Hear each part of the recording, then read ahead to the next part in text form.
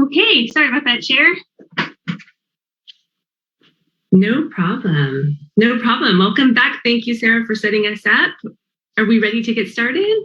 We are ready. If you don't mind, a couple housekeeping items before we do begin.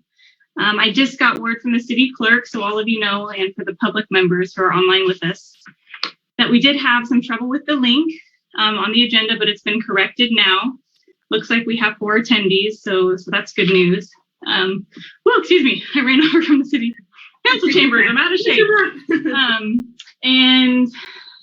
We are going to save our recording today. The broadcasting of the audio is down, but people can still call in over the phone to connect. So just FYI. And if I can, for staff, as a reminder, people can only hear us most likely unless they have Zoom. So if you can be as descriptive as possible when we go through our presentations today, it's appreciated. Great. And Sarah, so just to make sure I'm clear when running the meeting, what I will do is ask participants to press *9 to raise their hand and then *6 to unmute. Is that correct? Okay, great. Good. Okay, unless there's anything else, we'll go ahead and call the meeting to order. And maybe we could get a roll call, please. You bet. Chair Watkins. Okay. Committee Member Golder. I'm here. Committee Member Cummings. Here. And now we'll go on to public comment on items not listed on the agenda. And we'll go ahead and ask any participants in our audience to please use the *9 to raise your hand. And once you've been recognized with your hand raised, we'll go ahead and ask that you then hit *6 to unmute yourself. So if you have any items that are not on today's agenda that you'd like to address the committee on, now is the time to do so.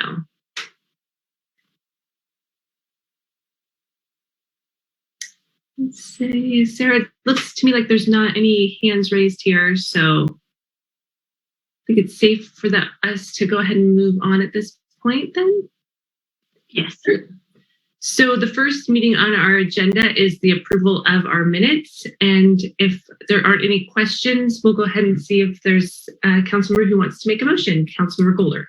I'll move to approve the minutes from our previous meeting last year. Great, thank you. I'll go ahead and second.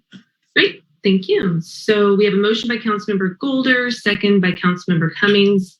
All in favor, please say aye. Aye. Aye. And we'll go ahead and move on at this point to our general business. Second item on our agenda, which is the election of the chair and vice chair.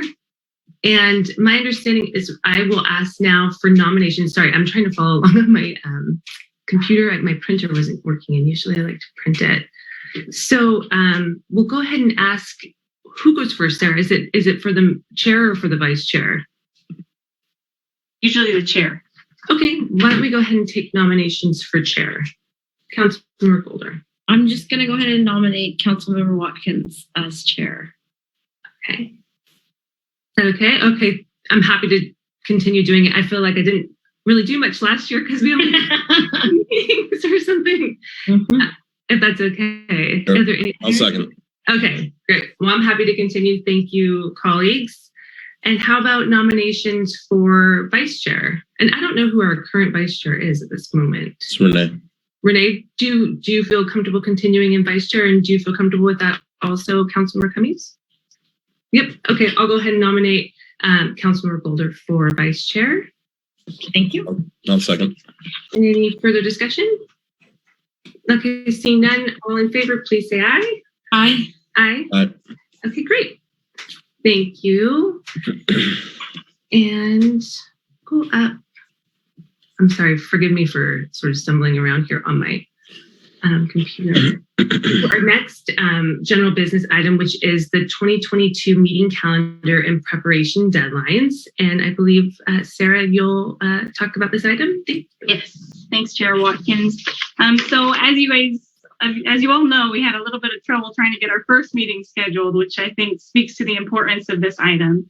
I do recognize that the Public Safety Committee typically meets quarterly, but just for to be responsive to the public concerns as they come up, I have outlined a meeting each month making sure that the council chambers is available for the recording. And that recommendation is, I believe we have it as the fourth Wednesday. Let me make sure I have it on my calendar right. Yep, fourth Wednesdays of the month. I did try to take into consideration your city council meetings and, a very full week. However, we are pretty limited on council chamber availability. So that's where I fell to the fourth Wednesday. I also added a calendar, just administrative stuff for staff deadlines to keep us, working and running smoothly. So if there's any concerns about those schedules, I also did try to accommodate for regular city closures and holidays, just to have the expectations set out there. So I'm happy to get it back to you guys for discussion. Any questions? Councilmember Golder. I want to say thank you, Sarah, for doing that. I was actually a little disappointed last year with how infrequently we met, just considering how many public safety issues we have. And I know the history of this committee, but I think the community really wants us to do a little more with it moving forward. And I appreciate the all the work that you've done to get us here and the thought in doing that schedule. So I really thank you. Agreed. Yeah, thanks for having the foresight. And if I'm understanding you correctly, it's sort of a placeholder anticipation we will meet, but as if not necessarily, we'll at least have it in our calendars. Which thank you. Yeah, Correct. Yes. I appreciate that. Any other discussion? Yeah, no, I just would say thanks for the clarification on that too, Martine, because I was going to ask if this is, if we're kind of going to have a strict schedule of meeting monthly, or if there's flexibility around that. And yeah, to Renee's point, there's oftentimes issues that come up and people want to have an opportunity for us to address them. And sometimes it's probably more appropriate that it comes to this committee rather than it be on the city council's agenda. So yeah, that all sounds good to me. And thanks, Sarah, for kind of putting this out there so that we can kind of get a sense of like what our schedules are looking like when we're trying to plan. You're nailing it on the first. You're running it. Love it. Okay, if there's not further discussion, I'll go ahead and open it up to our attendees to see if they have any input on the third item, which is the 2022 meeting calendar and preparation deadlines. And go ahead and please press star 9 to raise your hand and star 6 to unmute yourself if yes. Okay, I'm not seeing any, so we'll go ahead and take it back for the vote. All in favor, please say aye. Aye. Great. Do we need a motion to move the? Sorry, did we not make a motion? Thanks. I don't think so.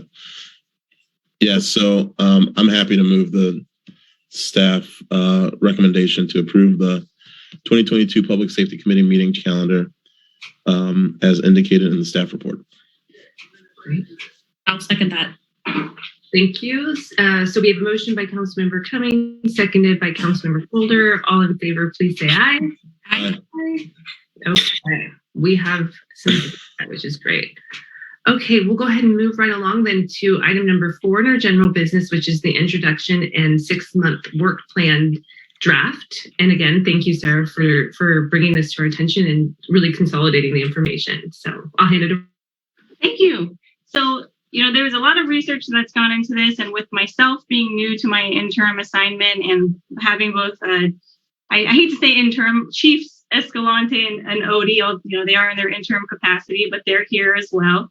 And just kind of a nice collection for us to get together, understand expectations, review what you have been discussing as a committee for the last, I guess a couple of years going back, with 2020 being what it was, we didn't have many meetings, but to kind of just refresh important topics of the committee members, what you've been hearing from the public, and understanding that a potentially new, it sounds like a new council strategic plan is coming up and some meetings around that maybe in the spring. I wanted to at least take a baby step, maybe look at the next 6 months to follow up on anything that might have been left on the table, or with transitions, just discuss what is on the table today. So I do not have a presentation, but if anyone, hopefully everyone's had a chance to review the staff report itself and the 6-month plan. I'm happy to share my screen so we can take a look at this together.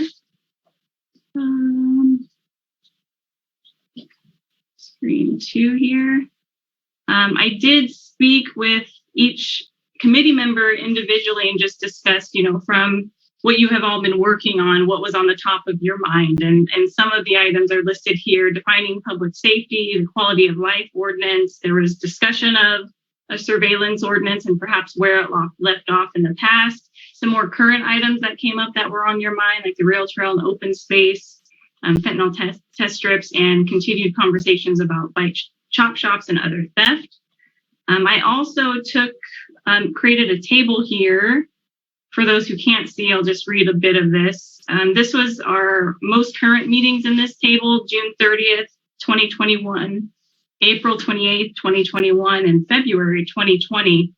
And my understanding of where some of these items left off and what next steps were looking like. So I wanted to take an opportunity to, one, make sure this is accurate, and two, with both chiefs here, discuss maybe, where they see these things going, and understand your expectations as a committee of where you hope things are to go for the items in this table.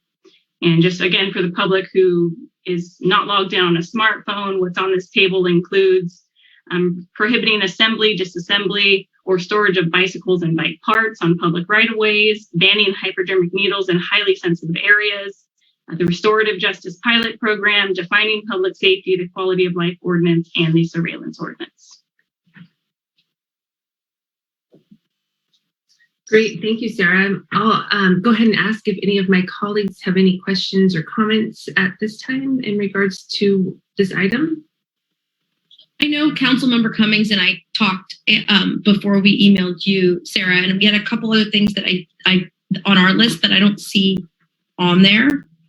One was in regards to jail capacity, and I know that's not a city thing, but I'm wondering if we could talk about that at some point. And then I'm not sure if we talked about it here, but we definitely talked about it in council, is that bike rally where the cyclists came to town. And so like large gatherings that are unpermitted, and then I actually have a list of other things that have come up, and I don't know if it's appropriate to bring them up now. Is that okay? And I don't know if they're potential topics. I think it's all worth, for the 6-month plan to have, just add it and get everything on the table. Should I just list them off? I have a little, okay. Yeah. Okay. So one would be people have come up to me about wanting to be able to use the parks for recreation and are concerned about individuals living in the parks. Obviously most recently with Depot, and they moved along, but still other parks. And people have been concerned about fires. I know there's been a couple. I saw one when I was walking home the other day on the levee at a tent. So just additionally, people are worried about fires and in open spaces, or, just warming fires and those sort of things. Another thing that I didn't really see on there is kind of the catalytic converters. Did I say that right? I always say it wrong, but it's been kind of intense lately with so many people I know getting those stolen, and just it's a complete loss for folks.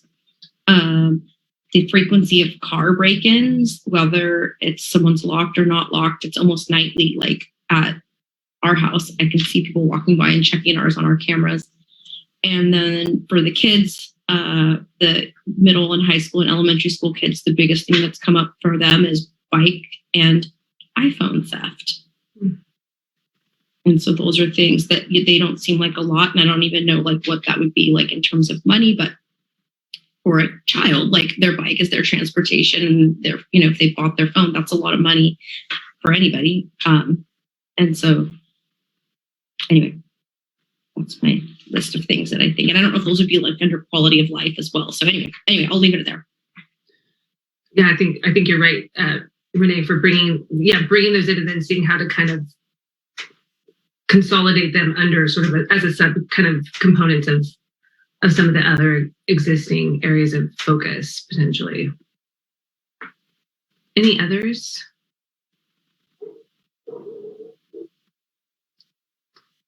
Okay. I guess the only thing I would say is that I think that as we kind of consider how we're going to address these, that we kind of think about like timelines and prioritization of what's going to take, what's going to take substantial amounts of public outreach, and what's the timeline around each of these items, and which ones are going to be a little bit less controversial and would require less outreach. So I know, for example, the surveillance ordinance, there were members of the ACLU that brought that one up. And in terms of kind of where it was, I know that before the pandemic, our former police chief was going out, for example, having meetings to discuss like the use of license plate readers, for example. And the reason why this came up was because there were people in the community who were concerned around different forms of technology that could be used by law enforcement, and wanting to have some kind of protocol around when it could be used, whether it should or should not be used, and then how the community will be informed if it was used. And so license plate readers was one that came up. There's other sorts of forms of technology that are used for surveillance that came up. And so that, for example, might be one that's going to take a lot more, be a longer term effort, because these individuals were also concerned with the form of surveillance used by the different departments in the city.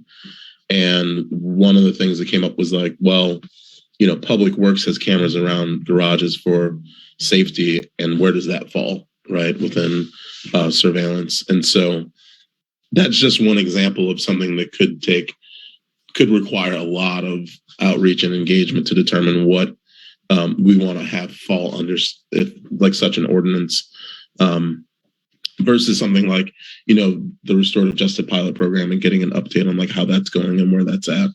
So all that's to say that, it would just be good to kind of flush out like timelines and expectations around like what we want to see come back, and how much effort it's going to take to address these different items. And Sarah, I see in the agenda report, you kind of have these chunked out by like January, February, April, June expectations for timelines. Do you want to speak a little bit to that in terms of what you're hearing and what you outlined in the agenda report? Sure. Let me bring that up for myself here. I'll share my screen again. So I've set up for February, just knowing my work with sidewalk vending, for example, and that public safety is a huge topic, at least in regards to enforcement. So I've placed that just as input from this committee to have more, having both chiefs here to discuss concerns about the public health and safety issues around sidewalk vending. I thought it was great for you all to specifically have time, and the public to have time just on that as it relates to that draft ordinance that's being worked on. And then I've been given a heads up that our police audit report is on its way. That would be a closed session item for February. And I'm imagining, as based off of this conversation today, that we would also be bringing back kind of this conversation again with the more prioritized timelines. And hopefully, I've been working with Tiffany Wise West to use kind of a HIAP prioritization grading scale as well, so that we can try to see what falls to the top and bottom of the list, because I know it's a long list of things. But that's what has kind of set up at least February. I wasn't sure. I set up April and June just because it was the last thing discussed in your last meetings on the last minutes that you just approved. And with, Chief Mills being gone and we having a new interim, I thought, maybe it was a good time to follow up and close that out in April of wherever that's heading. If that's community engagement, giving PD the time to be able to set up proper engagements, not just like, boom, do this tomorrow. So I put that in April, and then a report back in June for such engagement efforts, if that's still the direction everybody is hoping to go, as well as the next step for restorative justice. Again, giving staff time to kind of pick up where we left off and go through those minutes and connect with who they needed to. So it was really last stuff that happened and just trying to allow time for it. Yeah, no, I appreciate that. It's nice to have benchmarks and sort of expectation of time. So I appreciate the timeline. I'm comfortable with it. I think the timing is good too in regards to how we're moving forward with the next iteration of our strategic planning efforts. So kind of blending the two makes a lot of sense as well. Any other questions from the council? No? Okay. One, actually. I know that Councilmember Golda just brought up a number of new items. And I'm just kind of wondering, because it seems like if we move in this direction, that these would be kind of like the priorities that we would be taking on for the next 6 months. And so I'm just kind of wondering, like, how do we want to fit in these other items? I know, for example, like bike theft might be able to fall under bikes and bike parts, right? That's a good way that can kind of get infused. But then I'm also just kind of wondering, based on some of these other items and some of the newer items that were just brought up, like where we might be able to fit these in. And maybe that's not a question that needs to be answered right now. Maybe that's something that, at the next meeting, when we come back, we can have an update on that. But that would just be a recommendation, is that we can, given what was brought up today, maybe figure out if that's like the next 6 months or how it can be incorporated into some of these other items. Yeah, what I would love to do, if I may, is that's why I was hoping to kind of put everything on the table today so that I could summarize it. Maybe as Committee Member Golder said, some of those things could fit under quality of life. Give me some time to work with Chief Odie and Escalante with their resources and get their input on, is this realistic if we went this route, and if all these were included as part of, quality of life or otherwise. And, obviously we have some things to talk about today we've talked about defining public health, for example. And so, I might not be able to hash out a solid timeline today, but that's what I could have in February alongside the chief's input as well. So. Well, it's iterative, and appreciate the starting point. So thank you for that. Okay, if there aren't any questions, we'll go ahead and see if any members of the public who've called in want to address the council on this item. And I see a hand raised, and we'll go ahead and ask that you unmute Reggie and allow for 2 minutes for a public comment on this item. Is that how, or do I do that? Okay, you can. That's fine. I'm just getting my timer up. I apologize. One moment. And, okay, Reggie. Hello, can you hear me? Yes. Hey, I just wanted to say I appreciate the movement forward on the restorative justice part of this public safety agenda. I think what I would really like regarding things like banning hypodermic needles or storage of bicycles or quality of life ordinances is for the Public Safety Committee to just sort of prove why they think these things will work. Because a lot of studies and experts who follow quality of life ordinances that are sleeping bans, that are vehicle parking bans, they don't appear to actually reduce problem behaviors or impacts. They often increase them. And it comes kind of at the cost of just a lot of needless enforcement that just makes everyone's lives worse in a lot of ways. So I think it would be really nice if a next step on these things would be some, study and evidence to show why they think that these policies will be effective as they are implemented, as opposed to just like, this is a problem and we're going to put police on top of it and that'll work. Because I think, we have a lot of evidence that suggests that this doesn't work, because the sort of underlying condition is the poverty, the desperation. Rich people don't, make bike chop shops. Rich people don't, leave hypodermic needles here and there. People with secure shelter, people with access to needle kiosks, things like that. So, yeah, that's all.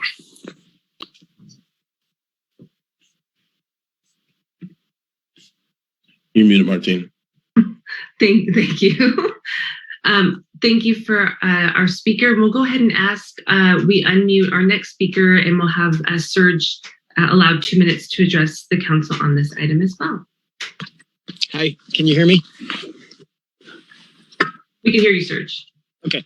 I'll hit a couple different topics. One, I'm the secretary of the county's mental health advisory board, and I will be sending you guys a flyer, but I'd like to invite you to our February 17th meeting at 3 p.m.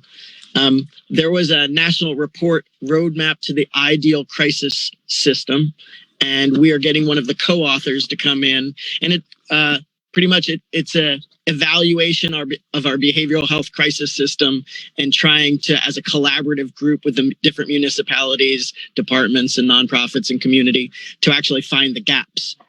So I'll be sending you guys a flyer. Keep an eye out for that. I'm a part of the neighborhood courts, and I think it's a really great idea. And I really hope that you support it in growing it, to take some of the onus off of the courts and also do some restorative kind of stuff.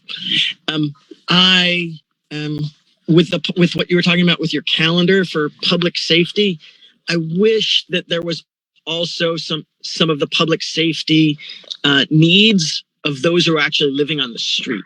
To talk about public safety of what the community and only talking about the housed people's perspectives, like number of rapes that happen in an encampment or for homeless women, amount of human trafficking of women and men also. Those kind of things are public safety issues. It's not just the things that annoy us as housed people.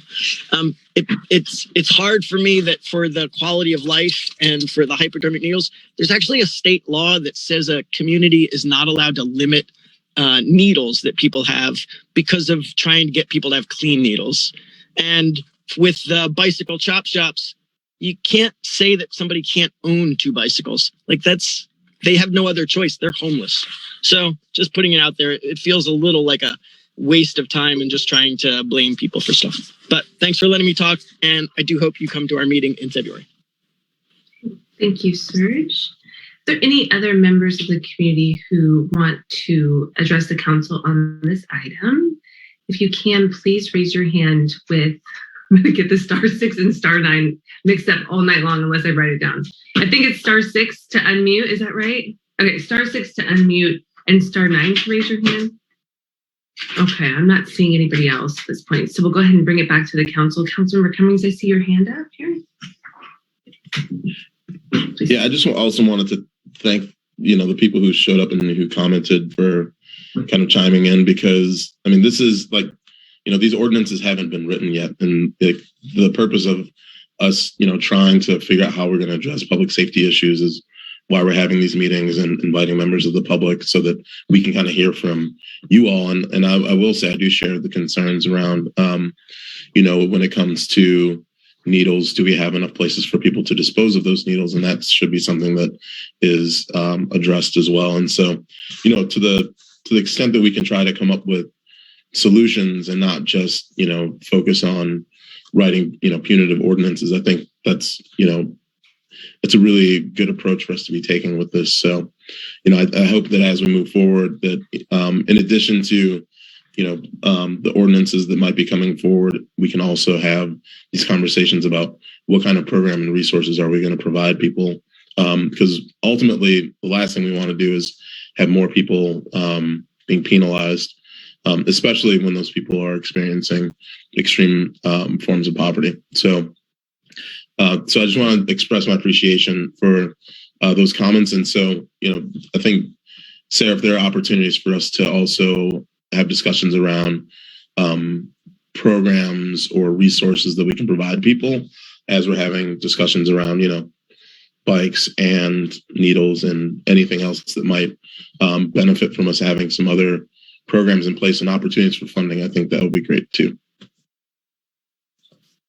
And I think what I hear also, you saying and kind of what's coming up is just sort of the nexus of what we hope to have accomplished, as well as really clarity on what we're meaning when we're talking about public safety, to one of the speaker's points around for who. And so I think that process, if we're, continually working on it, will help kind of fine tune what we're hoping to accomplish by some of these actions and policies and programs. So definitely forthcoming based on the work plan, which I appreciate too.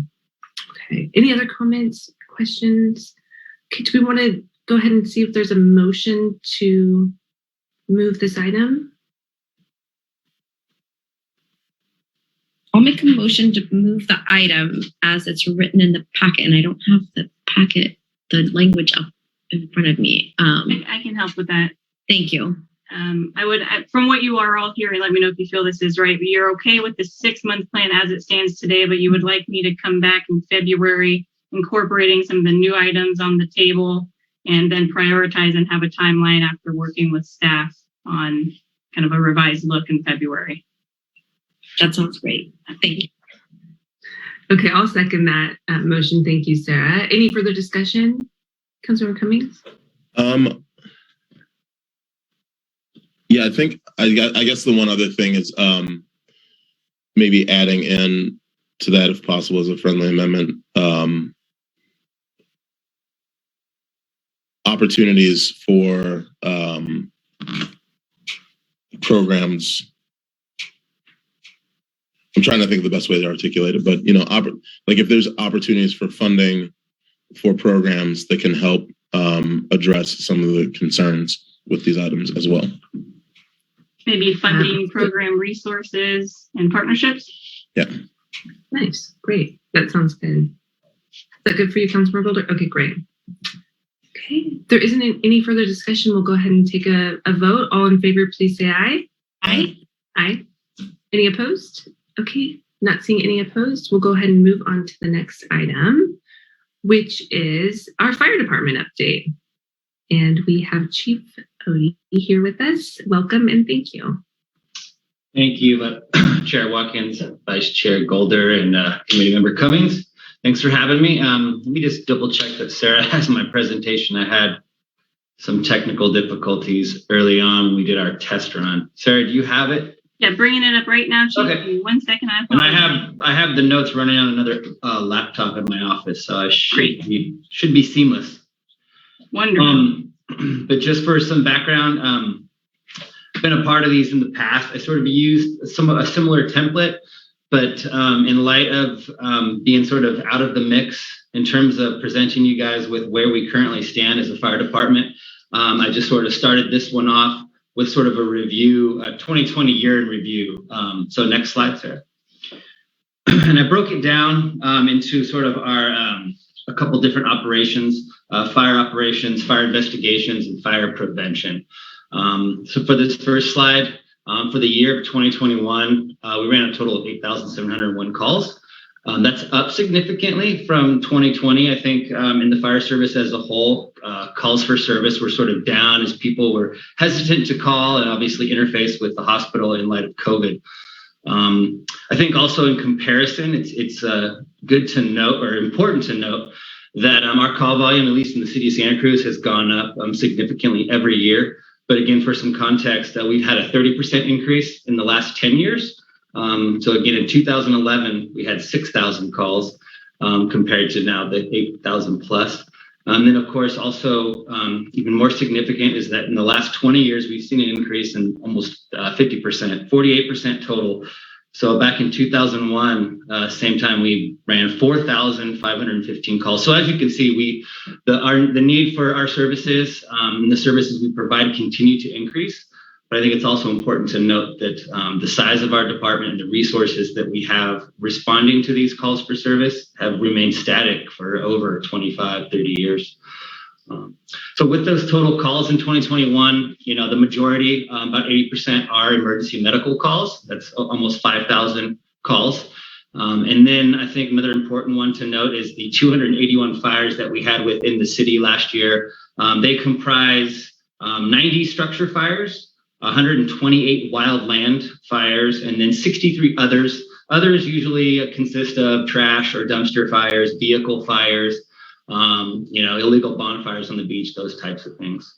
And then again, I threw in there some, 26 water rescues, which is a big part of our services that we provide in the ocean community.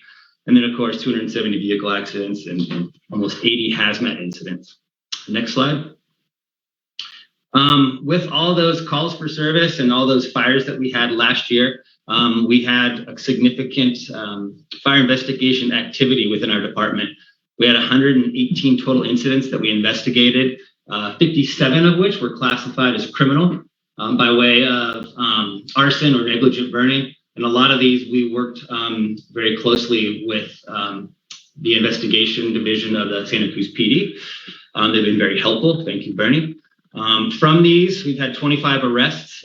12 were for the new municipal code for misdemeanor negligent burning. And a lot of those obviously help in terms of preventing fires in our wildland urban interface open spaces.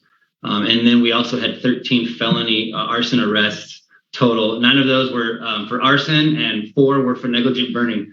Really, the difference there in the penal code is basically intent. Was someone actually intending on burning something down, or were they just criminally negligent by way of what they were, the activity they were participating in?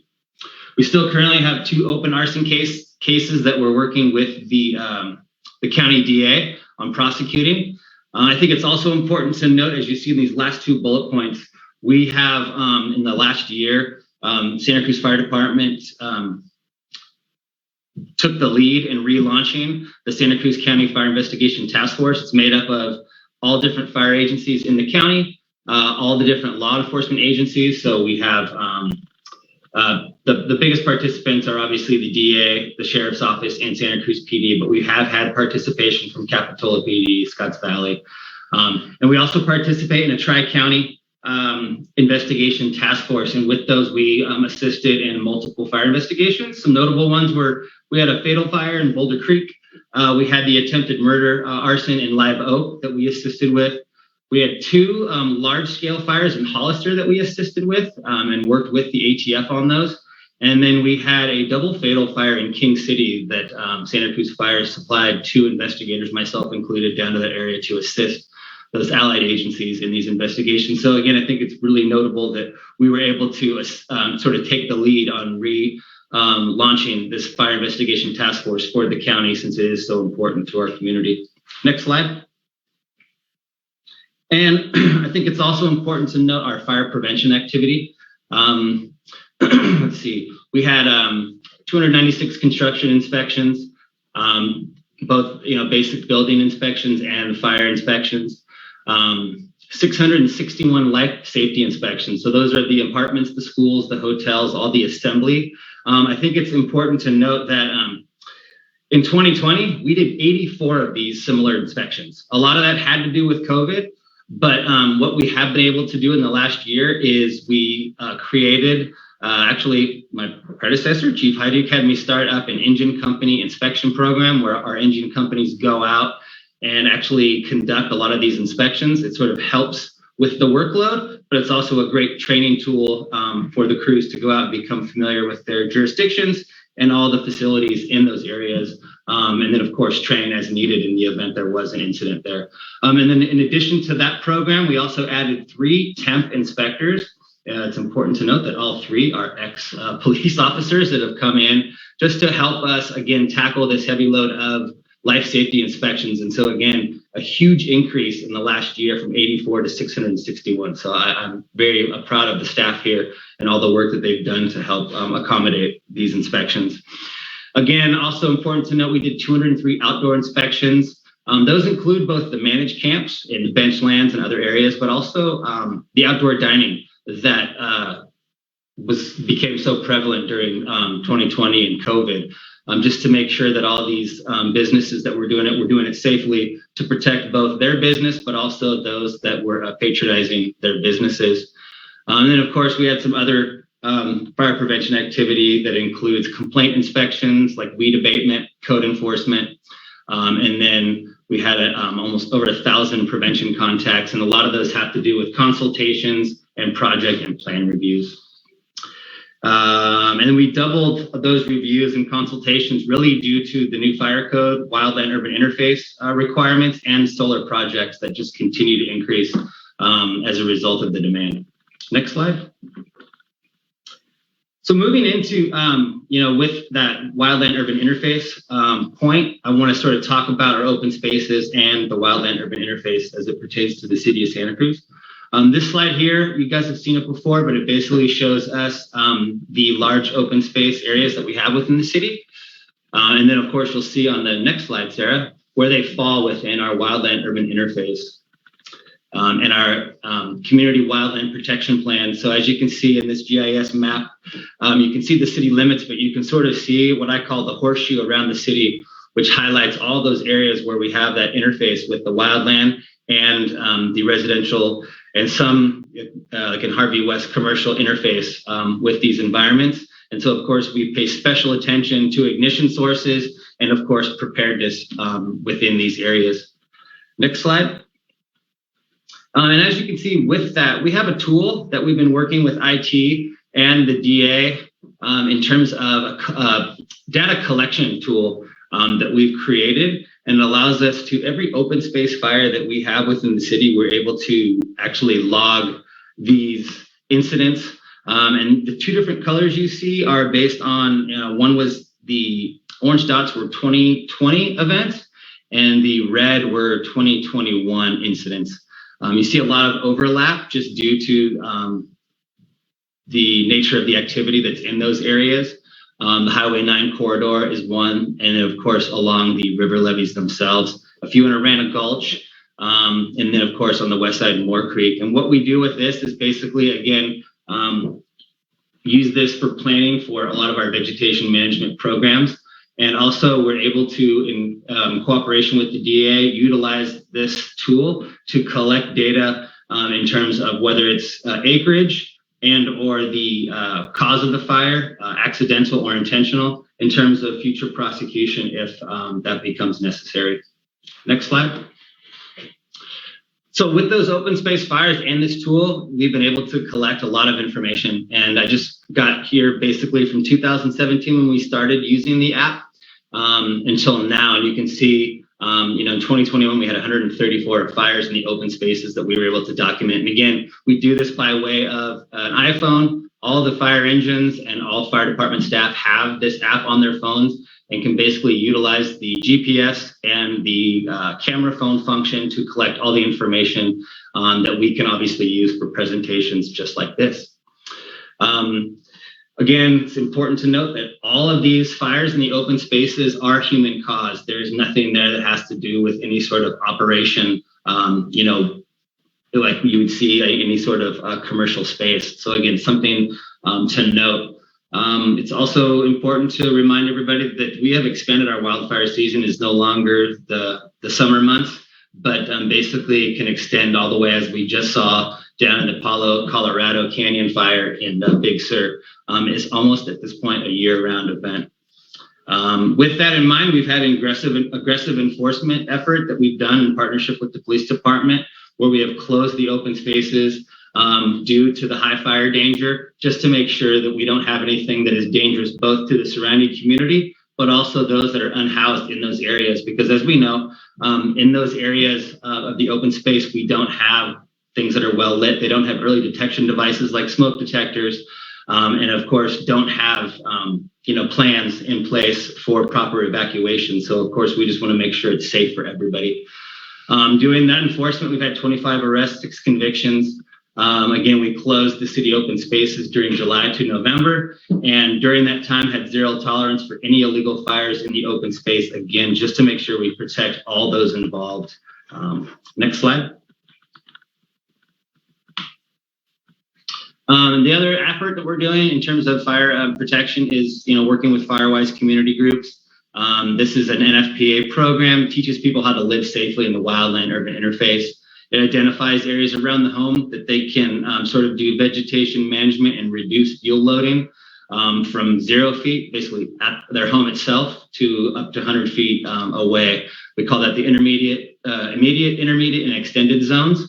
As of late, we have 2 formally recognized groups in the city of Santa Cruz that are Firewise community groups that we sponsor. And by way of sponsoring, we provide them yard waste dumpsters a couple times a year when they have organized events, when they do vegetation, clearing dead and dying debris from around their homes or their HOAs.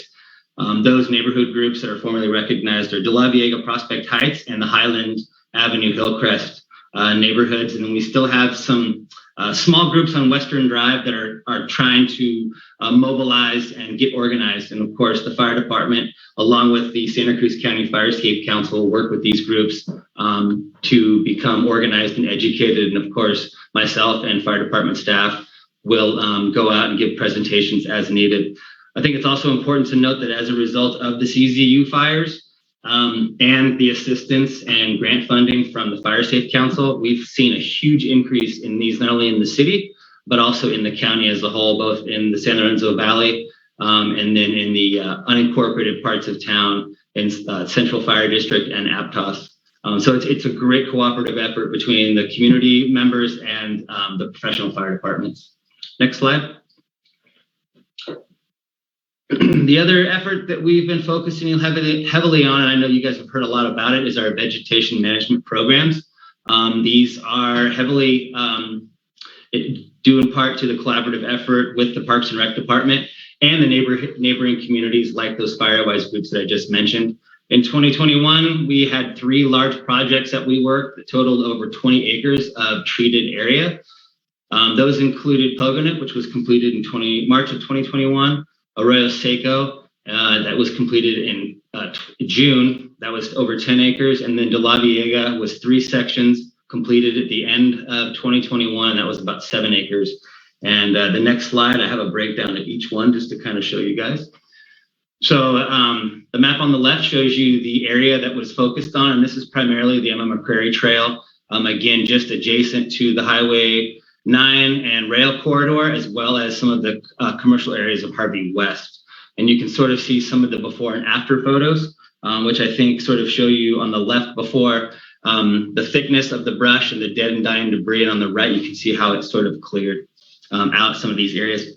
I think it's also interesting to point out on the photo on the bottom right, the after, you'll see some of that area where we've limbed up a lot of the trees and you can see the exposed trunks, but you also see some areas where we cannot actually treat some of those trees that are low lying to the ground. And that is because we are environmentally sensitive. We work with park staff and biologists. And in those areas, we find wood rat's nests that we are unable to sort of treat 10 feet around it. And so some of these pictures may be more dramatic than others, and it's really a testament to just that cooperation that we have with Parks and Rec and their biologists in terms of protecting the environment. Next slide. This is a map of our Arroyo Seiko project that we completed halfway through the year. Again, I think this one here was got over 10 acres. But again, we tried to focus on a lot of the fingers that went up to a lot of the neighborhoods on the west side to remove dead or dying fuels, the ladder fuels that we call them. And then, of course, increased access for fire department response. And so you can sort of see in both these before and after photos. On the left, the thick understory, thick brush. And then, of course, on the right where we cleared it all away. So again, some great work that was done. A lot of this was done by way of procuring grants and getting a lot of this work done by a private contractor. In the future, we're looking to actually maybe create our own little hand crew. That would be a great hiring tool and recruitment tool for us, but again, give us some flexibility in being responsive to the community and the requests that we get for vegetation management. Next slide.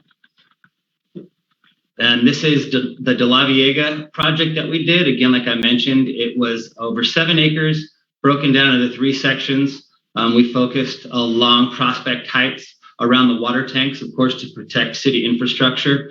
And then, of course, up Parkway, the extension of Parkway, and then off Brookwood towards the archery. And again, a lot of it was to reduce fuel loading, but increase access for fire crews. And I think these photos actually are the best in terms of your before and after, and the impact that all this work did in terms of reducing the fire loading, preventing those ladder fuels. So that ignition that occurs on the ground will not, or is less likely to be transmitted up into the canopy of the trees and then spread throughout the neighborhood.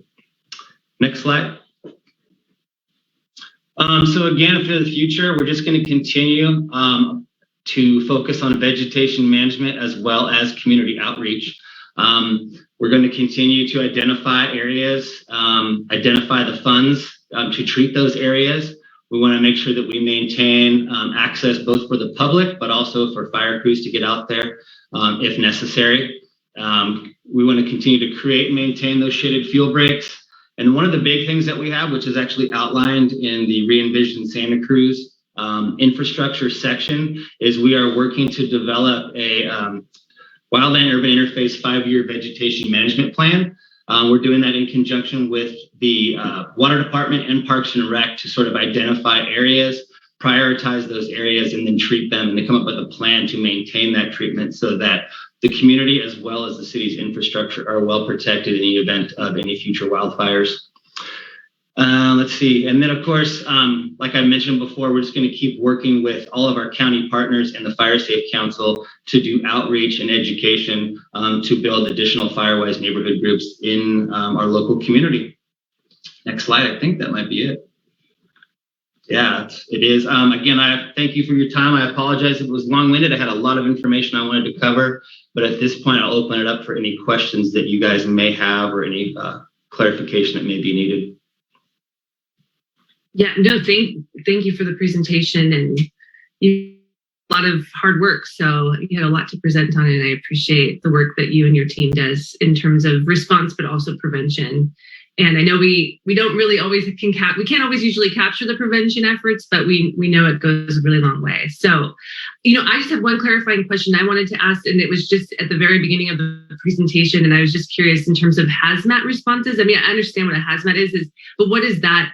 Is that a individual? Is that duplicated data points and where hazmats were required for a response, or uniquely sort of a hazmat incident that? Can you help me understand? So it's the latter. It's been identified as, and it can be as simple as fuel leaking from a vehicle's fuel tank.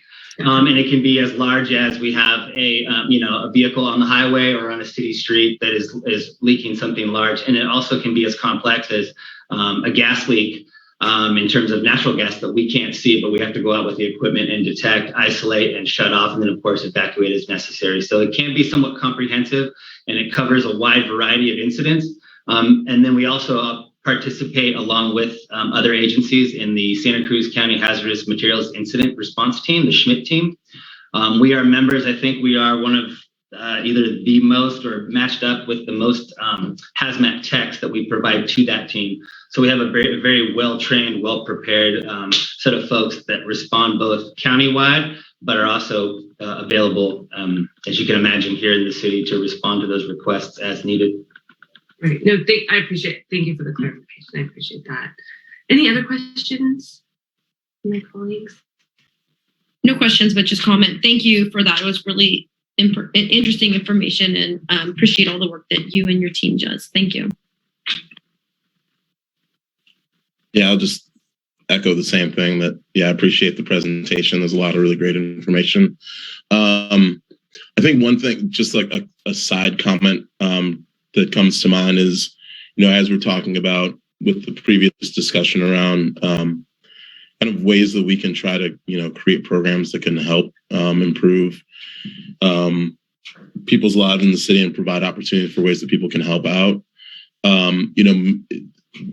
Whether or not it might be worth us considering, similar to like downtown streets teams, homeless garden project, if there's something we might be able to do around vegetation management, that might be a way that we can engage people who are maybe struggling with homelessness or, looking for ways to kind of get their lives back on track. There's a way that, we can create programs that would provide an opportunity for people to kind of help with this like vegetation management, because it could be just another outlet and way that people can see themselves really helping to support the community that they're in and, find a new pathway to careers in the future. And I remember meeting some with the parks crews when they were initially clearing out one of the Pogonip camps, meeting some individuals who had previously been someone who struggled with homelessness and addiction, and they were actually doing that work, and they seemed like they were they found some meaning and purpose with that work. And so, if there's an opportunity to create those programs, it might be good to consider moving forward too. Yeah, absolutely, Councilmember Cummings. That's a great point. And of course, it's always been at the forefront once we can emerge from COVID is to conduct a lot more outreach and community type events. to garner some support from the community, and that's everybody in the community for those efforts. And then, of course, one of the ideas, creating our own hand crew, if you will, within the city. I would love to sort of reach out and connect with a variety of different people and different backgrounds to assist in those endeavors. So, definitely a great point to be made and something that we'll focus on for the future. Great. And then I guess the last point, I know that I was actually wondering, could you speak to the over half of the calls are emergency medical response. And I'm just kind of wondering if you might be able to comment on like what kinds of calls those typically are, whether they're like, fallen and can't get up versus like overdose. There's a lot of different types of calls that could fall under that. And so I'm just wondering if you can just break that down for us a little bit. Yeah, you're going to get, you nailed a lot of them. You'll get, with the advent of cell phones, we get a lot of people that are driving by and see someone that that is truly in need that may have, recently fallen. I will note we had a fire, Saturday night at the Galt Street Library, the Branch 40 Branch Library on Galt, where a passerby saw an orange glow within the construction side of that library and actually called it in. And if it wasn't for them calling it in, we might have had a much more devastating fire loss at that site. But again, cell phones are helpful in that regard. And so it allowed us to get there quickly and put it out. But in terms of the medical piece, it can be something as simple as, that someone's falling or they mistake someone for sleeping. But again, to the point that you made, we do have a lot of overdose, a lot of heart attacks, a lot of traumatic injuries, whether it's a vehicle accident or, long falls. And of course, they can all be seasonal. We get a lot more when people are out and about in the open spaces or on the beaches. So again, they can be anything, again, from a basic medical call or nondescript, stomach pain, dizziness, to very specific requests for service, like I'm having chest pain, or it's a full arrest that we call it, where someone's not breathing, doesn't have a pulse. And so, of course, having paramedics and that advanced life support, we're able to get there, in under the 3 minutes and sort of intervene as necessary. So again, those medical calls are vast and, provide a lot of opportunities for intervention, but can be just about anything you can imagine under the sun. Great. Thank you. Yeah, thank you so much for the clarification. And again, just for all the work that you and your team does on an everyday basis to support people in need and prevent incidents from occurring. I'll just echo the interest in sort of the conservation core idea. I know that that's something that's come up with the former Mayor Myers, and moving forward, definitely something we can look into exploring for kind of a green careers pathway as well, potentially. So I think more to come for sure on that. I know we're not taking any action on this. We're just receiving the update. I'll go ahead and see if there's any members of the community who wanted to address us on this item. If you could please press *9 to raise your hand if you do. I'm not seeing anybody, so we'll go ahead and just come back to council. And again, since we're not taking action, I don't think we need a motion. We'll just express our appreciation for the update and for the hard work. Okay, we'll go ahead and move right along here then to item number 6 on our agenda, which is the criminal justice report for 2021. And we'll receive the report, have an opportunity for questions, and provide direction as necessary. And Sarah, are you presenting this, or do we have Bernie, or I know Councilmember Cummings, you were intimately involved in this too. I'm not presenting, but I'm happy to share the screen on the report, Chief Escalante, if you wish. Yeah, go ahead and start the PowerPoint for me. Good evening, Chair Watkins and Committee Member Golder and Cummings. Thanks for listening to me this evening. We'll show you some stats from 2021. Oh, Chief, hold on a second. Chief, I'm sorry. Is this? I thought this one was the Criminal Justice Council report, or are we on the? We can do the council report now if you'd like. Sorry about that. Yeah, well, item 6 is the Criminal Justice Council report. This one.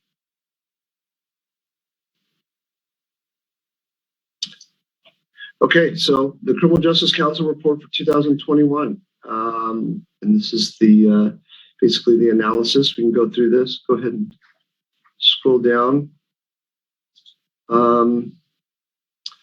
So this was kind of a major project that I wasn't necessarily directly involved with until towards the very end. Former Chief Mills was a part of this, along with the other county chiefs and the sheriff, as well as some other county council members, or I should say, a couple other stakeholders in the community, and really looking at kind of where we stand as individual agencies and as the county in relation to law enforcement and some of the reform efforts that were talked about a lot in 2020 and into 2021.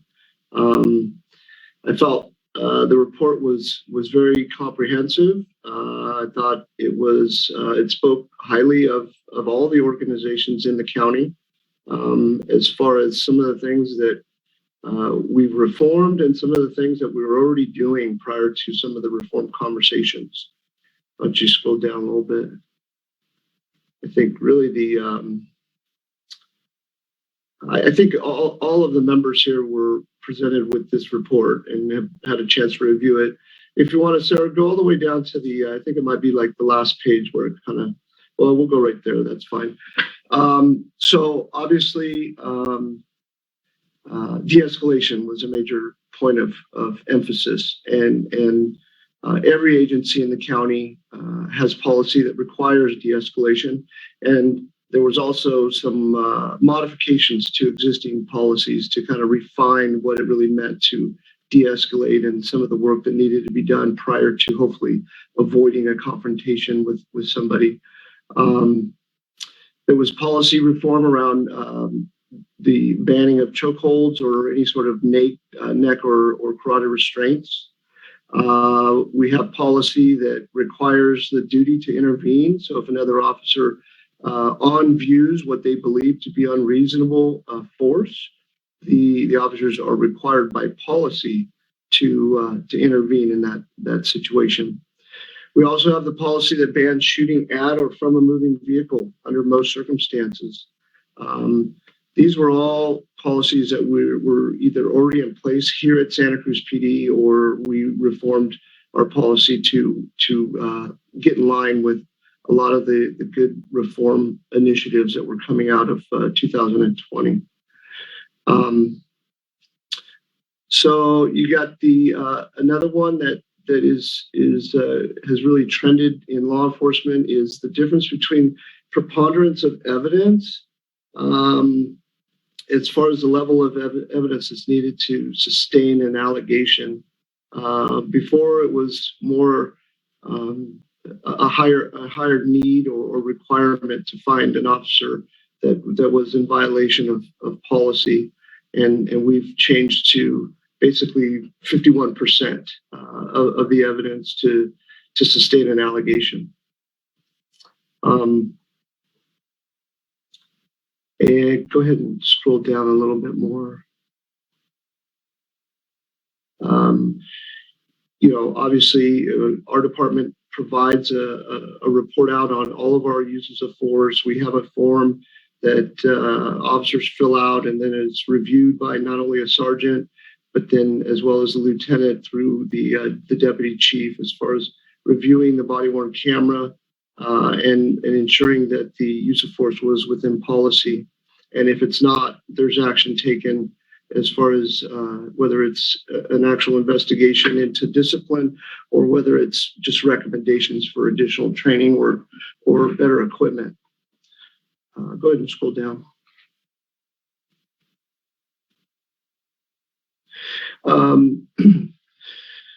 So I think, as most of you know, we do have a transparency portal on our website, and we publish when we get public records requests, we prefer to publish that information on our website so other people can view it. It's not just the person that's requesting the information.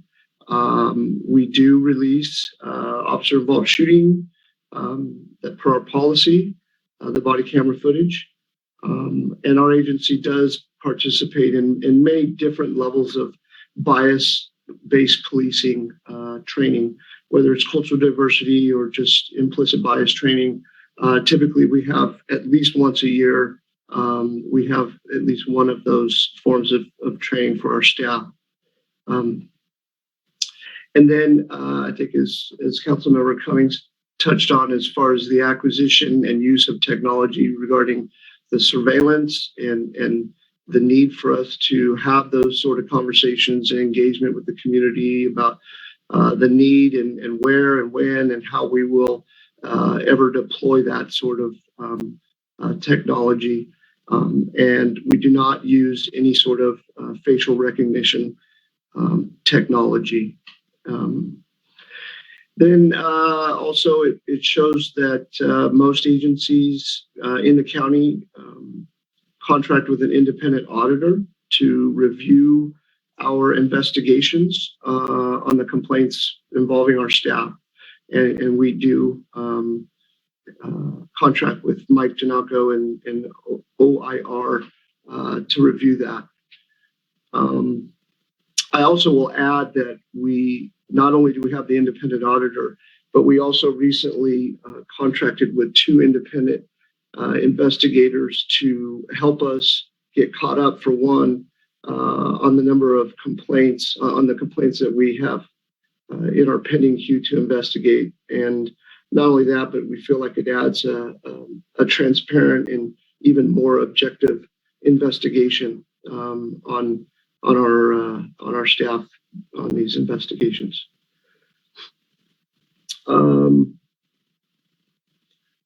So as far as the 1033 program, that's related to the military surplus equipment that I'm certain all of you have heard about. We do not participate in that program, and we do not have any equipment related to the federal 1033 program. And we do not participate in what's called a no-knock warrant. It used to be where you could get you could get permission from a judge to do a no-knock warrant based on certain high-risk situations. But there has been complications across the country with those, and clearly identifying staff as law enforcement, and some of those have turned tragic. So we do not participate in those. Nor do we participate in the dynamic search entries, only under limited circumstances, such as maybe a hostage rescue sort of situation. But a dynamic entry is really, it's just a tactical term for moving really quickly through a residence or through a building. And in most cases, those tactics have proven to be pretty unsafe with the amount of speed. So here is kind of the full, kind of report involving all the different agencies in the county and all of the different areas of reform that I've talked about.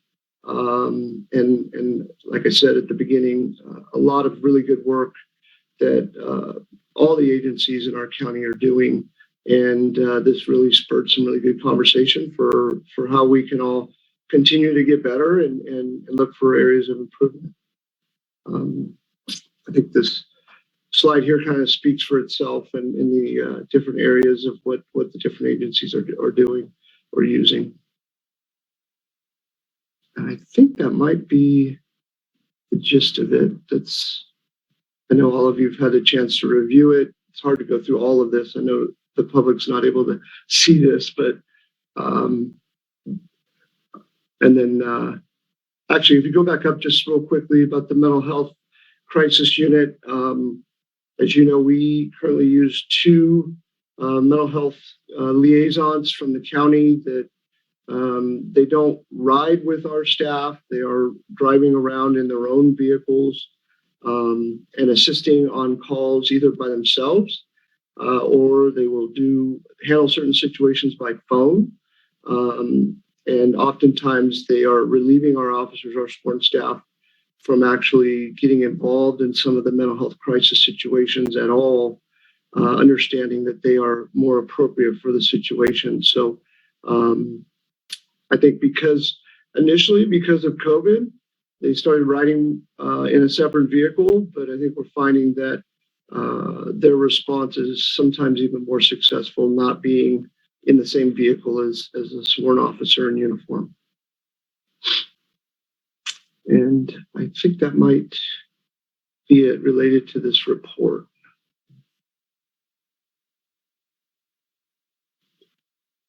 I guess at this point I can open it up to questions related to the criminal justice report. All right. Well, I want to thank you for the presentation. I was somewhat involved as a CJC member, but I also know that Councilmember Cummings and Supervisor Zach Friend and a number of others really put in a lot of work and time to gather this information and kind of get an assessment of where we are as a community in regards to some of these policies and best practices. And I also want to thank ASR for producing really a great kind of infographic report that's helpful for us to interpret that information and data. So I see some hands up, and I'll go ahead and turn to my colleagues to see if they have any questions. And I have Councilmember Golder who raised her hand first, and then we'll go to Councilmember Cummings. Thank you for the comprehensive report. And I agree. I think it's really easy to read. I found it easy to browse when I looked through the report earlier.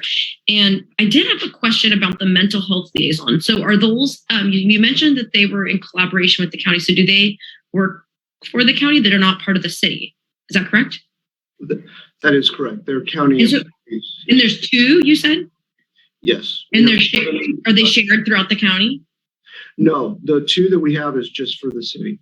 Okay. They work 7 days a week, usually like 7:30 in the morning to 5:30 in the afternoon, and they overlap on Wednesdays. So on Wednesdays, we actually have two deployed in just the city. I know that the Sheriff's Office and Watsonville Police Department also have liaisons. I'm not sure exactly how many, but the two that I spoke to are just for our city. They have at times assisted other parts of the county. If for some reason somebody was off or somebody was ill that day or something, they are always available for the whole county, but typically we have our own. And see, just out of curiosity, you mentioned the hours that they work like daytime. So is there anybody on call for evenings, or do you find that most of those calls happen during the day, or do you have resources that can assist you in the evening hours? Yeah, that's a great question. I certainly would be an advocate and would love to have additional liaisons for the evening hours for our staff. We don't necessarily have resources unless maybe somebody's working later in the county or down in Watsonville, but I think for the most part, their hours are during the daytime. And it's definitely something I would love to look at as far as expanding the number of resources. Maybe that's like an area of need that we could, as Councilmember Cummings was mentioning before, when looking for resources, like reaching back out to the county, that's something that we could really use 24 hours a day in the city, right? Yes, absolutely. Or explore at least. Cool. Absolutely. I think, realistically, it might be difficult to find staff that would work, 24 hours a day or through the entire evening. I think the real need would be more the early evenings, where we could still use some more of their skills. Or like an on-call type situation or something. Maybe, I don't know. Thank you. Thank you very much. Great. Councilmember Cummings.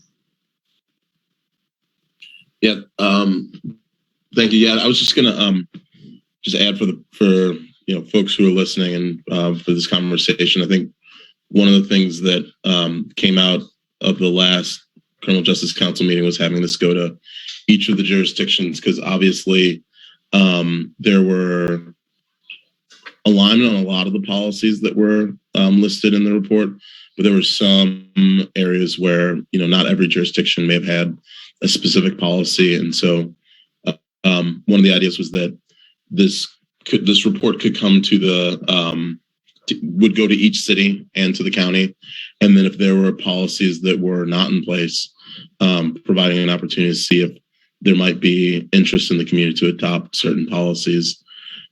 So that was one of the kind of recommendations that came out of that meeting, and I don't know if there's specific policies in this report that Santa Cruz might want to adopt that we don't currently have. But that was one of the recommendations that was really coming out of the creation of the report is if we want to have alignment with other jurisdictions, are there opportunities for us to adopt new policies? And so just wanted to put that out there because I think that was one of the hopes that would come out of this report. And so when we're thinking about kind of next steps, would we want to have this go to the full council for more community input? But yeah, just bringing that up so that we can, when we think about how we want to move forward with it, that we can take some of that into consideration. Yeah, it's a good point. I think that, I'm proud to say I think our organization was really, ahead of the curve on a lot of this stuff. And a lot of it's due to some of the work that you've done and former Chief Mills did, and just a lot of the productive conversations. Even if we were kind of ahead of the curve in these particular topics, I think it still spurs good thought when you start reviewing your policy and you can think of something that's outside of these categories, but there's still good areas for us to get better. Great, thanks. Yep, continuous improvement. Pretty much universal. Good call. Well, I know we're also not really taking any action on this at this time, just essentially receiving the report and having discussion. That said, I'll go ahead and see if any member of the community would like to address the council on what was presented in regards to our criminal justice report for 2021, item number 6 of general business. If yes, you can press *9 to raise your hand. I don't think I see anybody, so we'll go ahead and bring it back to council. Thank you again for the overview of the report and all the work that went into it. And given that we're not taking any action, we'll go ahead and move on to the next item, which is item number 7, the crime and activity report. And right back to you, Chief. Okay, so quick rundown in stats for 2021. Some interesting numbers that spur some thought, and we'll get started. Go ahead and go to the next slide. One more, sorry. So here's our work volume for the year of 2021 in comparison to 2018, 19, 20, and 21. So as you can see here, our calls for service went down to 88,822 from the previous year, 93,600. You can see that, actually, I'll go back up to the top. I'm sorry, but the reports written, we were slightly up this year or in 2021 from the previous year. Traffic citations were significantly less from, let's say, 2019. Just slightly more than 2020. Those are traffic citations, I'm sorry. Then you have your criminal citations, which were lower at just over 3,100. And then you had adult arrests, which were also down from the previous year. I will say that obviously COVID's had a significant effect on a lot of these numbers. Our restrictions on booking people into the county jail has had an effect, and probably part of the reason why you see more reports written. So we probably wrote more reports to forward to the district attorney's office for potential charges versus actual making a physical arrest at the time of the incident. And obviously COVID, again, just exposure issues between us and the general public. I think that it all had an effect on these numbers here. Next slide. So this is a graph I think we have historically shared with this committee, the difference between the different levels of priority of calls for service that we have. The priority 0, 1, or 2s are your higher level of priority calls, usually involving weapons and in progress sort of violence. You can see here that we had 0 of the level 0s. We had 8% of our calls were level 1s and 1% were level 2s. Your level 3s are kind of your more of your in progress, non-violent sort of property crimes. We had 15% of those. Level 4s were also your, kind of your, say, criminal activity, traffic problems, suspicious persons, sometimes not quite anything identified as a criminal act, but something that was suspicious to the community member that's calling it in. We had 21% there. Level 5, we had 3%. And level 6, we had 3%.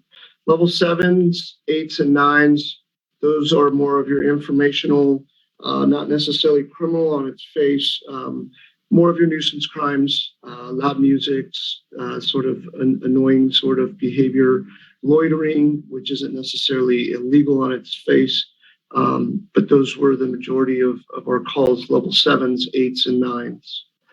Next slide.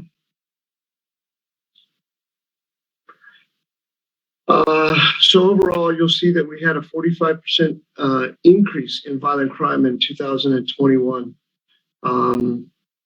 after a dip in 2020. I think most of us probably read about this is kind of the trend across the country. It's really hard to pinpoint why. I'm sure COVID had a lot to do with it. Economics probably had a lot to do with it. Just general stress in people's lives. You can see we had 3 homicides, same as the previous year. We were slightly down in sexual assault or rapes with 26. Robberies were up to 102, and aggravated assault up to 282. So both of those categories were definitely significantly higher from the previous year. Next slide. These are what we refer to as Z scores. These are something that we previously used to kind of gauge more to just keep on our radar, because crime is always fluctuating up and down. So it's really important to look at a larger set of numbers over a longer period of time to really feel or figure out if we have an issue, something that's kind of beyond the norm, so to speak. And so we use this analysis to really, although something might be a little higher, something might be, might have gone down a little bit. We use this to gauge really if we have something that's significantly out of the norm from the previous years. So as you can see here, the Z-score analysis for 2021, nothing was necessarily out of the norm over a longer course of time. Next slide. Again, here's just another graph to sort of show the Z-score analysis. You could see over a longer period of time, all the way back to 2012. You could see sort of the mean across with the shaded area there, and how things were significantly higher back in about 2014, and we've seen slightly, trending downward all the way to 2021. So that's just kind of another way to showcase the scores. So we've had an overall decrease of 6% in our property crimes in 2021. Burglaries were down from the previous year. Larceny was down over about 100 different incidents there. Auto theft was down, and arson was also down from the previous year. Next slide. Again, here is an example of the Z-score analysis related to the property crimes that we just looked at. All of those are kind of within the norm. Burglaries were definitely lower, as well as larceny. And when it starts getting into that yellow area, you really start kind of analyzing why, or what are we doing that's anything different, as well as if it was on the other end and significantly higher. It's where you really start thinking about what are some of the things and pieces in place that are causing that significant change in the numbers. Obviously it's a good thing. Our burglary and larcenies are significantly lower, as well as auto theft. But this is just another way to kind of keep an eye on the way crime trends over a longer period of time. Next slide. Once again, here's the just a different way of graphing the Z-score analysis. And as you can see, the over a longer period of time, the decline in the larcenies, burglaries, and auto thefts. Here's a 10-year snapshot that I really wanted to share because I think it's better to look at some of these numbers over a longer period of time. And so some of these are highlighted as far as significantly high. You can see in 2013 when we had 4 homicides, as well as 2016. Rape was at its highest point, at least within the last 10 years, back in 2014. Robberies, again, back in 2015 were significantly higher, and aggravated assaults were back in 2016 were at its highest peak. If you look at these numbers, I do want to highlight that burglary, larceny, and auto theft, those numbers were actually at its lowest point over the last 10-year period since 2012. So those were numbers to be proud of for sure. Next slide.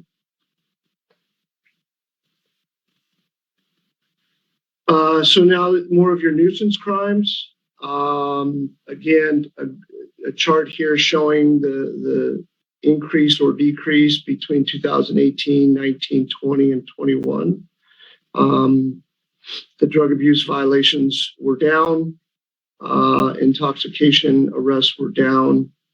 Vandalism was around, it was less than the year before, but still around, the average number there. The solicitation is very low. Bike thefts, significantly low or lower. Obviously, with the illegal camping citations, we only have the data for 2018. We do not issue citations on illegal camping since 2018. Trespass violations are significantly lower.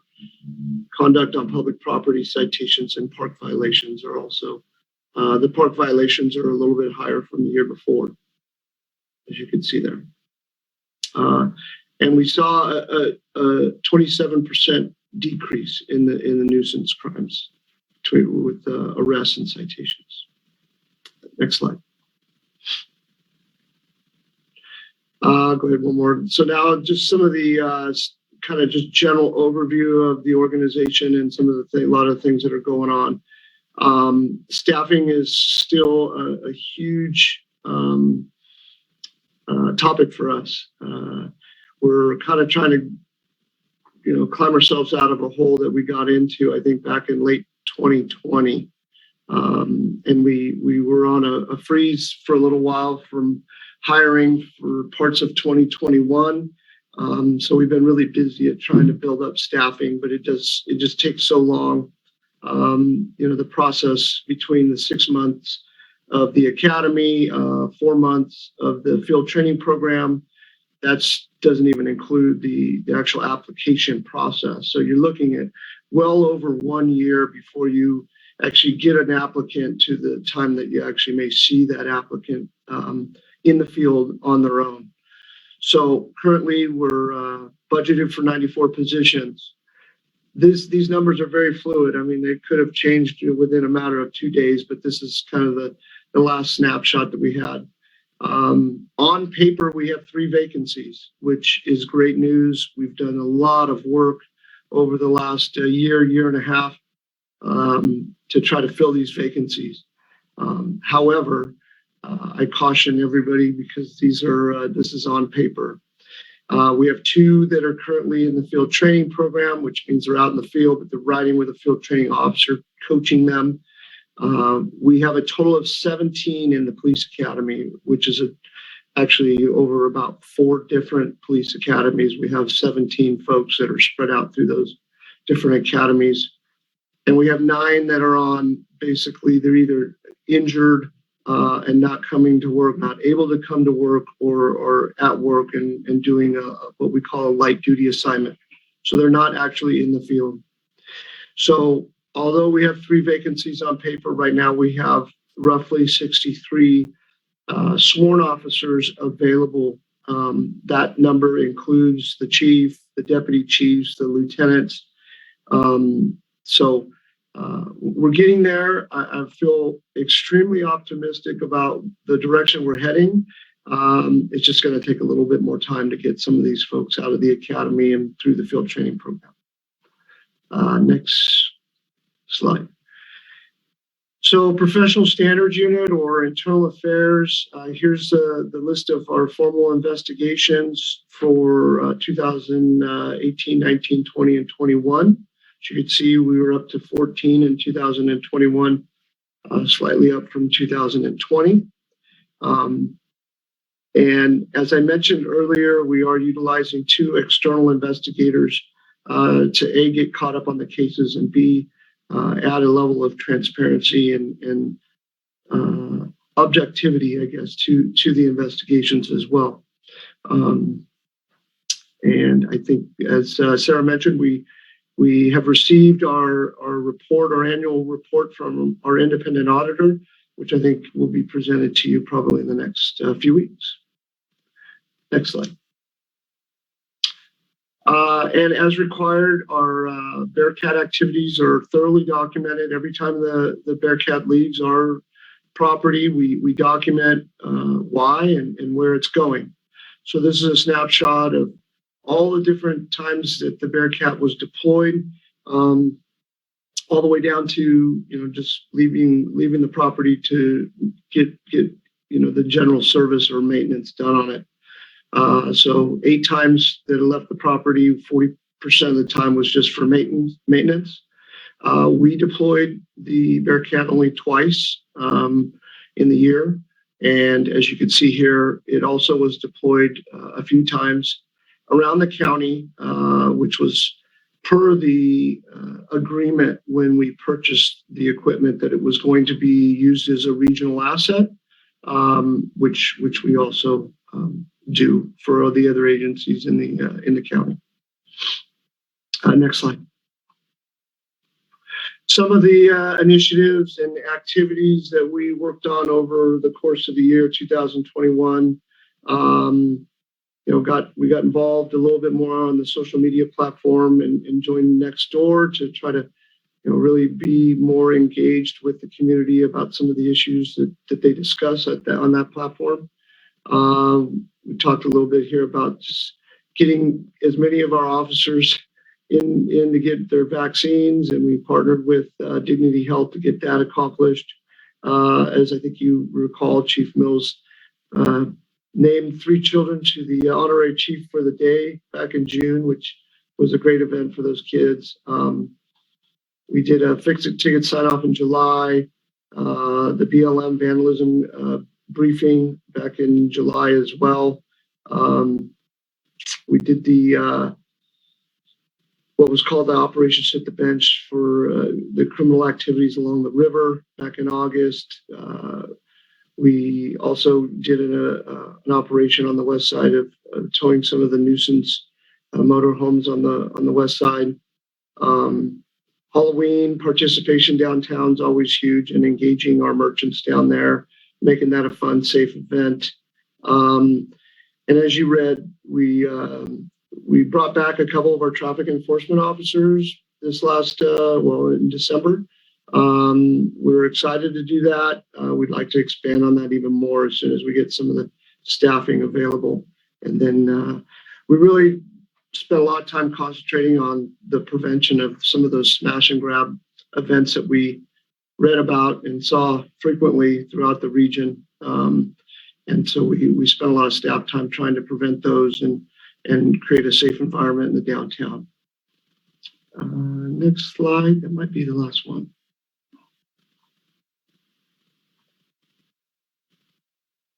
Yeah, I think that's it. So yeah, any questions? That's a lot of data.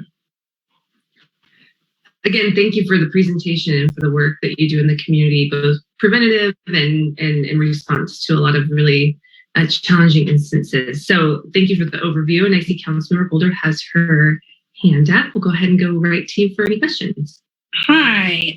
So I didn't want to interrupt, but I have a few questions. My first one is in regards to the calls. So, and I know we talked about this briefly before, and I'm wondering, is there any data that you have that shows how many 911 calls you have, like, period, like the raw data year to year? Because I'm just curious, if 1 year there's like 1,000 calls, or, obviously I know that's more than that, versus, just the sheer call volume. Is that are you able to get that, or? So are you asking about, so the calls for service that we showed? Yeah. You're trying to pull out the 911, like emergency only sort of calls? No. Okay. So remember when we talked like a few months back, and it was basically like, I understand the department's lean and you have to prioritize the calls you go on, right? And so you might not respond to all calls. And then as a result of that, people might not bother calling in because they say, well, last time I called, no one came out, right? And so I'm wondering if throughout the years, there's like data showing how many people called to report, or whether they reported online, or however things get reported, if there's still the same amount of people calling, so that we see like if the trend is that these crimes are going down, or are they just not being reported? Mm-hmm. You see what I'm saying? Yeah. Does that make sense? With presenting numbers, I always try to just caution people and remind them that they're just numbers. They don't tell the whole story. They never do. So the calls that we listed there in the slide were all the calls that were received at NetCom. Oh, okay. Oh, okay. Oh, that makes a lot more sense. Okay, perfect. Yeah, Thank we you. get that data. We get that data from them. So those should be all of the calls that they received. So that answers the question. Okay, so then when they call, that's what they are. Okay, not that like they call and then no one is able to go because there's too many. I mean, like I said, when I did the ride along, I could see the screen. It was 20 things on the screen, and it had to be prioritized. Like not everything was going to be, it wasn't going to show up. It just couldn't happen. Okay. Thank you. Then my other question is, and this was years ago too. I remember the city was part of the county gang task force. And then for a while there was like, we weren't participating for a reason. I thought it was because of staffing. Are we part of that still, or again? Yes. They call it the Santa Cruz Anti-Crime Team. Cool. And yes, we contribute one person to that team. They also do a lot of great work. We actually, in 2021, we created a nice workspace for them here, because for report writing issues and booking of evidence issues, they were oftentimes having to go down to South County to complete their work. And so for a way to us to encourage them to stay up here in this county, or, the North County, the City of Santa Cruz, we created a kind of a nice invitation to keep them here in our city a little bit longer. So yes, we are participating in that. That's awesome. And then I just wanted to say, were those pictures that you showed, were those new officers or new recruits? Yes. I think I saw one of our former Bayview students on there. I'm happy to see some local kids. And then that brings me to, do you guys still do the Pride program? We do not. And that is one of the initiatives and programs that I'd like to bring back. Again, staffing to manage it is one part of it. Budgeting for it is another. I can tell you that we are in the works of bringing back the Citizens Academy, both in English and in Spanish. It's one of the areas that I'd like to get back into and working closer with our community members and educating them on what we do and why we do what we do and all of that. So we are in the works of finding the funding and finding the staffing to make those two that program. That makes me so happy. I did that Citizens Police Academy years ago as well, and I think it's such a great opportunity for community members just to get a little insight into what happens at the police department and really understand like the day in, day out operations that you guys do to keep us safe in the city. And the Pride program, I have to say, I also really appreciate. And I, one of your Pride program graduates that also was one of our students is now working at my school. And so it's like kind of, going first full circle. And it's just such a great intervention. And when we talk about getting, we talk a lot about wanting like prevention of things, like prevention of homelessness, prevention of crime. It's like, but really investing in our youth and not, and even goes into that restorative justice kind of thing too, where it's like where kids have an opportunity if they made a mistake to take a different path. And it's so important. So I'd love to see that going again, on another note. Thank you so much. Yeah. Bye. I'll echo the interest in wanting to revamp the Pride program. I think it is a really good program in restorative justice. I offered that before, and I'm happy to still have those conversations with the police department in terms of some of the resources that we have at the county office in regards to some restorative justice programming too. Any other questions at this point? Councilmember Cummings? Yeah, no, I'll just say thanks for the report, Bernie. And it is really good to see that a lot of these numbers are going down. And in some cases, it's lower. Some of these numbers are lower than we've seen in about a decade. And so, whatever we can do to kind of keep those trends moving in that direction, I think will be great for us to, look at what's working. And then, again, some of these other programs, too, that can help with prevention, I think would be really great to revisit. So thanks. Yeah, I'd like to add a little plug. I think somebody mentioned it earlier about the neighborhood courts.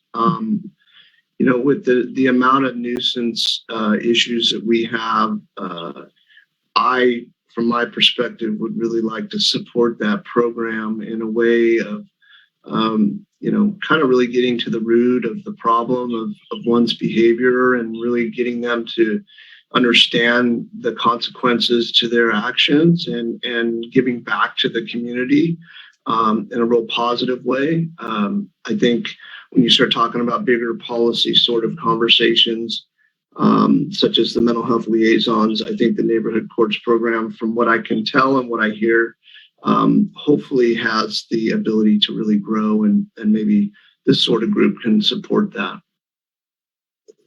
Well, I'll just echo the interest in that. I think that's a really great, I think it's a great opportunity to embrace restorative justice, but I think also just the impact that certain behaviors have on the community, and that we're all in this community together. And when we can collectively heal and look for ways to support individuals, but also have elements of accountability, I think it's really holistic. And so however this group can kind of be a touch point for keeping that moving, I'm happy to see that move forward too.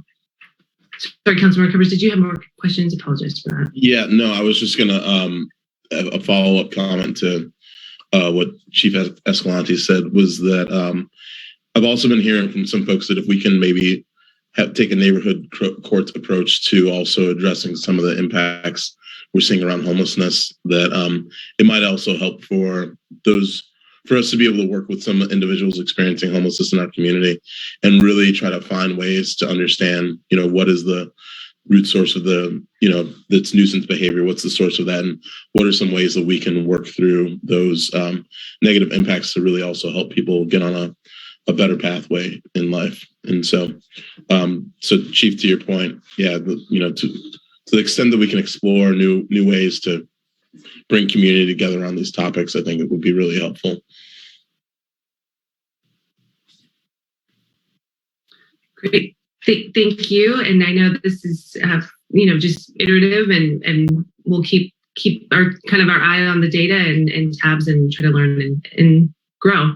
So at this point, we aren't taking action on this item. It's an information item only, but we'll go ahead and open it up to community members who want to address us on this topic. And I see one hand raised, and we'll go ahead and ask that you hit *6 to unmute yourself, and you'll have 2 minutes.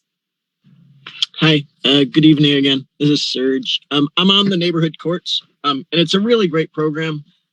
We get the police report and we get a conversation with the person, and the person has to take accountability for their actions and be sorry for it.